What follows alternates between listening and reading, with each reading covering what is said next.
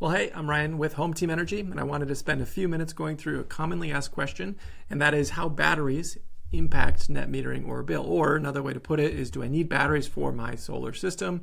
And the quick answer is no, you don't.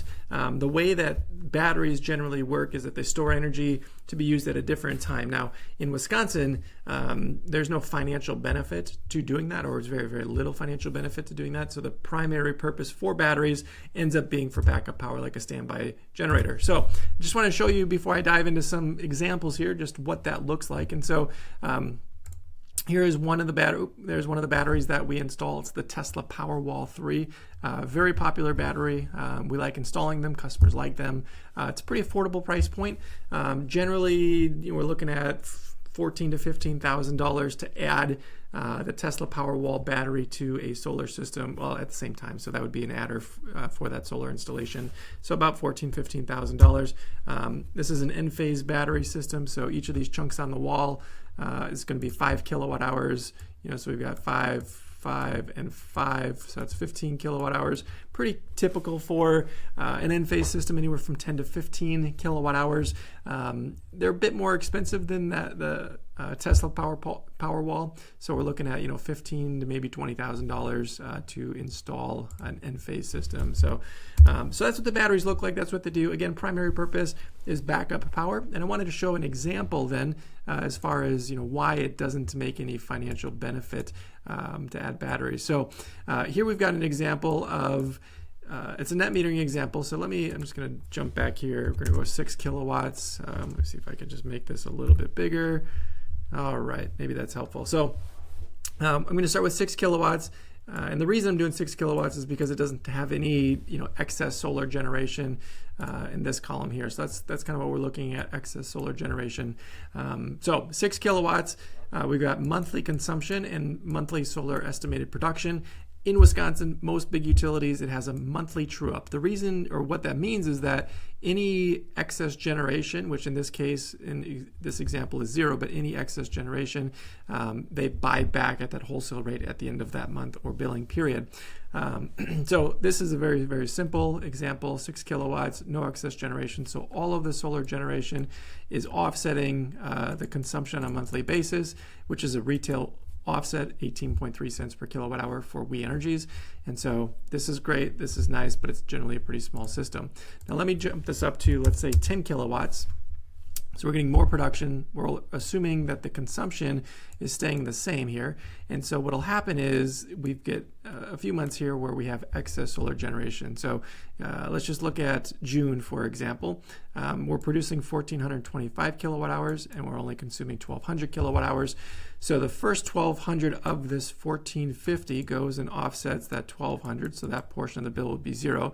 The other 250 falls into this excess generation bucket. And what will happen is that We Energies purchases that excess generation at 3.2 cents per kilowatt hour, and then we'd see a credit on the bill for about $8 in this example. So we want to be careful on how much excess generation we have. Some of it is fine. There's no significant problem with going bigger. It's just we want to balance it out, because you don't want to be spending a bunch of money installing excess solar generation where it's only being purchased back at 3 or 4 cents a kilowatt hour. So now where do the batteries come into this equation? So the batteries, all you can do is you can store, again, between 10 and 15 kilowatt hours. You can certainly do more, but it's a lot more expensive to do that. So you can store between 10 and 15 kilowatt hours from one month, and you can carry it to the next month down here, and so on and so forth. But the problem with that is if you stored excess generation in February and you bring it down here into March, well, you already had excess generation, so that's not helping at all. So you just keep carrying it down, down, down, and then eventually, there's 20 kilowatt hours of excess in August. Yep, you could use it right there in September. So in this scenario, you can only do that one time. Okay, and the value of that is, let me just pull up the calculator over here. So the value of that, again, let's say it's 15 kilowatt hours that you can carry forward, and the value of each kilowatt hour ends up being about 15 kilowatt hours. So it's the difference between 18.3 and the wholesale rate of 3.2. Remember, for those excess generation kilowatt hours, you're getting 3.2, but if you could store it in a battery and then use it the next month, you would get 18 for it. And so there's a 15 cent per kilowatt hour difference. So 15 kilowatt hours times 15 cents a kilowatt hour, it's a whopping $2.25 that in this scenario, you get to benefit from it once, right? Once over the course of the year in August into September. So as much as we like installing batteries, this is the reality. It doesn't add much financial benefit. So, again, that system, let's just say it was $20,000 and you get to benefit $2.25 per year. It would take 8,888 years to pay back that investment. So I kind of laugh and chuckle about that, but I think that just goes to show that the benefit of batteries is not financial in the sense of extra money per kilowatt hour. The benefit is backup power, peace of mind, energy security, stuff like that. And so we'll leave it at that. Hopefully that little analysis is helpful from answering the question, do batteries benefit me financially on my electric bill? And the answer is pretty much no. At least here in Wisconsin, and that may change over time. That might change as net metering changes. That might change utility to utility. But where we do most of our work, We Energies, Alliant Energy, MG&E, Wisconsin area, this is the reality of batteries. So hopefully that's helpful. If you got more questions, please don't hesitate to reach out. This is Ryan at Home Team Energy. Take care.